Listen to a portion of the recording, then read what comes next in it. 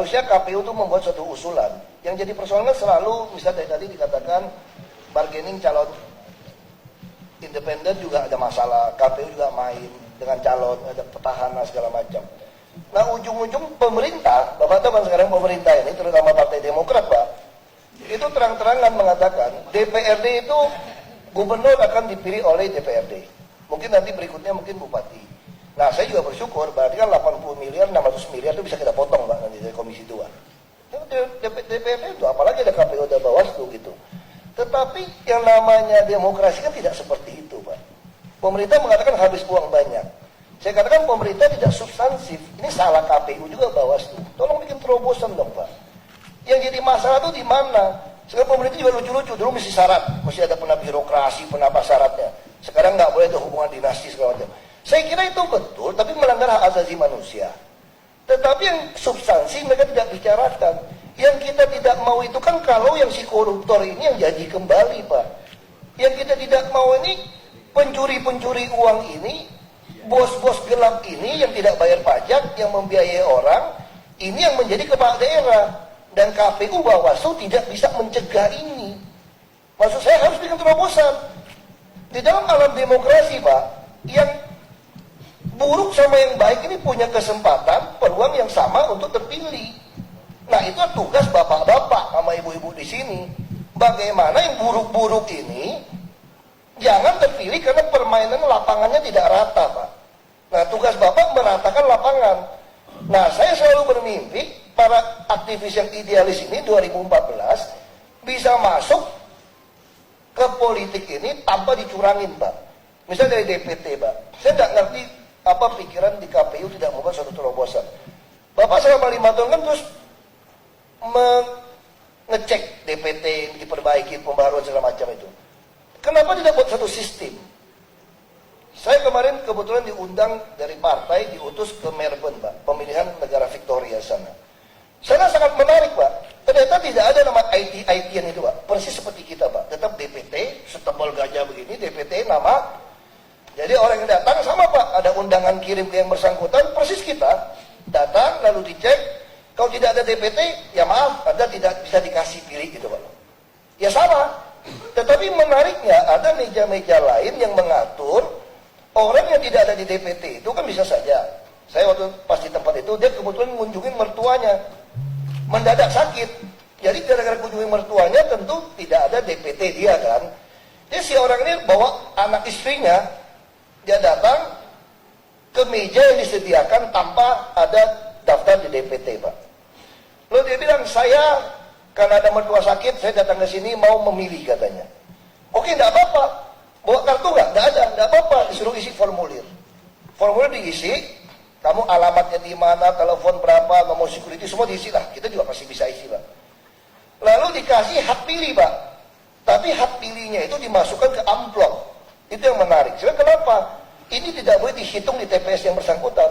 Karena bisa saja yang bersangkutan ini bohong. Walaupun ada KTP, bisa bohong dia bilang. Ini dikirim ke KPU-nya Pak. Makanya mereka butuh seminggu. Di KPU-nya terjadi pembaruan data, ada Bawaslu-nya mengawasi. Termasuk para saksi partai. Untuk memutuskan apakah orang ini berhak dihitung suaranya atau tidak. Karena kan bisa saja dia bohongin di beberapa tempat kan Pak. Kalau di beberapa tempat kan amplopnya akan masuk juga ke sini. Sekalian ngecek di DPT yang listnya itu kan dia lapor. Saya harusnya tinggal di wilayah ini. Langsung ketahuan. Kalau dia memilih di tempat asalnya dan dia pergi ke mertuanya mendaftar sebagai itu. Dan ada sanksi Pak.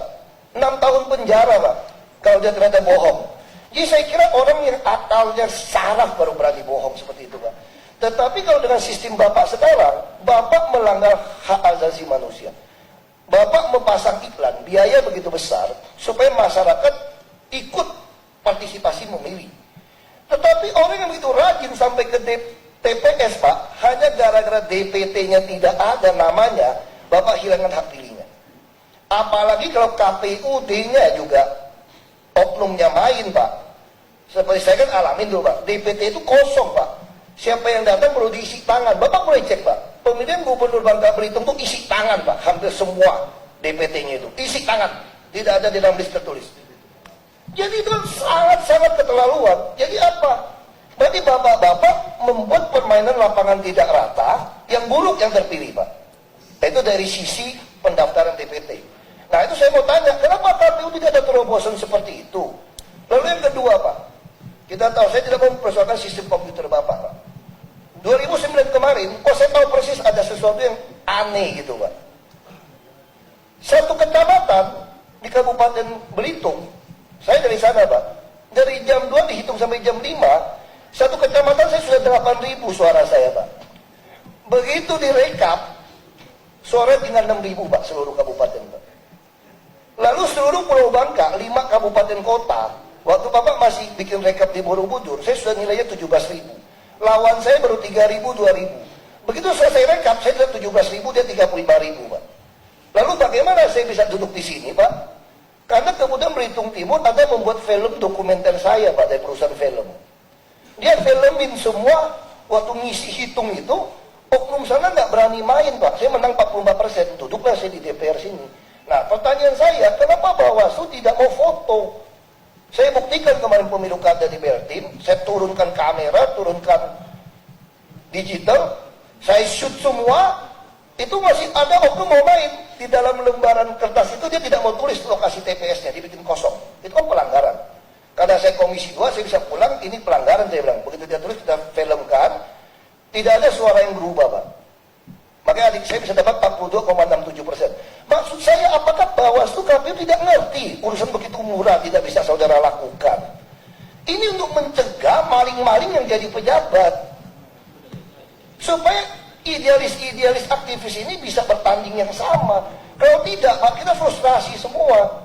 Lalu seperti quick count. Kenapa LSI bisa quick count? Dia bukan ngarang-ngarang, Pak. Itu betul-betul tiap orang melaporkan dari TPS-nya. Di Australia juga sama ternyata, Pak. Jadi mereka langsung ditelepon, Pak. Saya bilang, bagaimana kalau teleponnya bohong? Ini kan tercatat, ada handphone, ada jaringan handphone, ada telepon biasa. Kalau yang tidak ada hanya sekelompok kecil lah. Jadi semua sudah dilaporkan langsung keluar secara nasional. Kalau terjadi katanya, begitu pengurus PPK atau PPS-nya datang, yang menelepon tidak sesuai dengan tertulis, dia bisa pidana, Pak, karena banyak saksi. Bapak bayangin kalau kita belanja lewat bank, Pak, ya.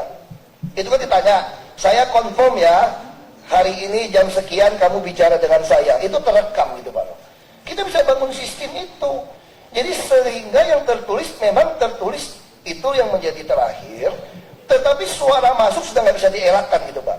Kecuali bapak-bapak memang ada niat mau main, Pak. Kalau nggak ada niat main, ini sistem terbaik. Saya mulai curiga, apakah di KPU Bawaslu ada oknum yang memang mau main gitu loh. Kenapa tidak mau bikin sistem yang baik? Ini murah sekali kok.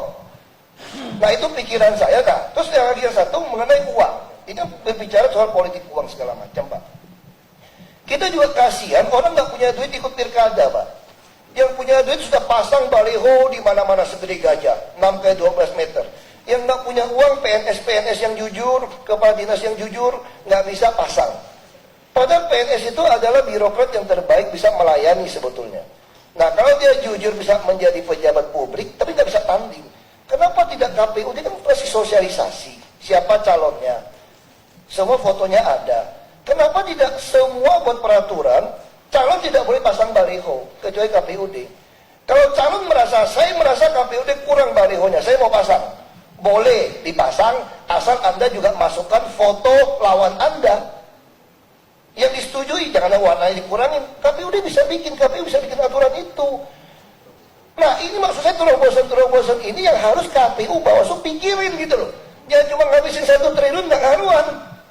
Kita ingin demokrasi ini ada hasil. Sekarang sementara, menurut saya sudah ada oknum-oknum di pemerintah ini yang menuduh demokrasi ini gagal. Kita pengen kembali ke otoriter. Oh, nggak bisa. Kalau lewat DPRD, tiap tahun nyogok itu anggota DPRD. Yang kaya DPRD. Nah, terus yang ini di depan terakhir, Pak. Ini terobosan supaya permainan lapangannya merata, Pak, ya. Kita sudah meratifikasi konvensi PBB melawan korupsi, Pak. Itu di Undang-Undang Nomor 7 tahun 2006. Itu namanya itu pasal itu illicit enrichment. Kekayaan yang tidak wajar, Pak. Hari ini Bapak tahu nggak, banyak pengusaha gelap untuk menguasai sumber daya alam, termasuk kades. Mereka nggak bisa jadi bupati, jadi kepala desa loh, Pak. Untuk menguasai sumber daya alam dengan menjadi kepala desa dan ke bupati atau wali kota.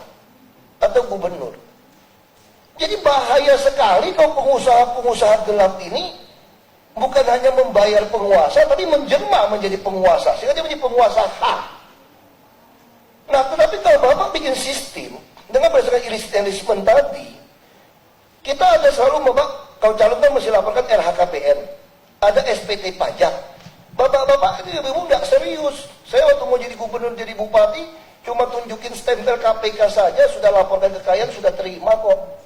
Saya bisa bohongin bapak-bapak. Harusnya umumkan dong LHKPN seluruh calon kepala daerah. Bapak cek, kalau harta saya 10 miliar, kira-kira pantas nggak saya 10 miliar? Usaha saya sendiri saya bayar pajak nggak berapa? Kalau saya tidak sesuai, kalau saya masih ngotot mau ikut, sita buat negara hartanya. Disitulah rekonsiliasi kita, Pak. Jadi mantan koruptor, silakan Anda nikmati korupsi Anda, asal jangan main-main melawan aktivis yang idealis. Itu fungsi KPU, Bawaslu maksud saya. Kalau tidak, 5 tahun saya di sini pun nggak ada gunanya bapak-bapak ngabisin uang maksud saya. Itu kira-kira pendapat saya. Bapak silakan komentar. Tapi maunya saya seperti itu, Pak. Terima kasih, Pak. Di KPU, Bawaslu, di DPR itu waktu ngomongnya 3 menit, telepon di ruangan nggak boleh, terlambat itu nggak boleh nanya sebenarnya.